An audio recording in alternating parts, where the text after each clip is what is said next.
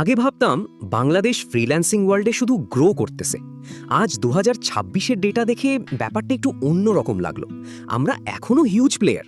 বাংলাদেশ এখনও online labour সাপ্লাইতে ওয়ার্ল্ডের top কান্ট্রিজের মধ্যে। লেটেস্ট বাংলাদেশ ফোকাস রিপোর্ট অনুযায়ী আমাদের 1 মিলিয়নের বেশি রেজিস্টার্ড ফ্রিল্যান্স অ্যাকাউন্টস আছে। অ্যাক্টিভ ফ্রিল্যান্সার প্রায় 6.5 লাখ, আর এই সেক্টর থেকে বছরে $500 মিলিয়ন বেশি ইনকাম আসতেছে। কিন্তু সমস্যা নাম্বার না, সমস্যা হলো মার্কেট বদলে গেছে। আগে যে কাজগুলো দিয়ে অনেকে ইনকাম করত, basic logo design, simple content writing, data entry, copy paste task, basic social media post, এই কাজগুলোর অনেকটাই এখন এআই দিয়ে ফাস্টার আর চিপার হয়ে যাচ্ছে। গ্লোবাল ফ্রিল্যান্স প্ল্যাটফর্মসেও প্রেশার দেখা যাচ্ছে।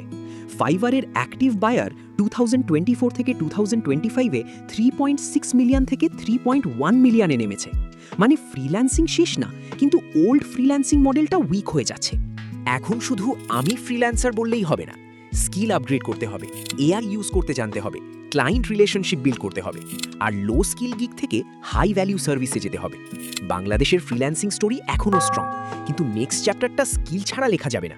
তুমি ফ্রিল্যান্স করো, 2025 থেকে 2026-এ তোমার ইনকাম বেড়েছে, কমেছে নাকি সেম আছে? কমেন্টে রিয়েল নাম্বার শেয়ার করো। হাইপ না, অ্যাকচুয়াল পিকচার দেখি।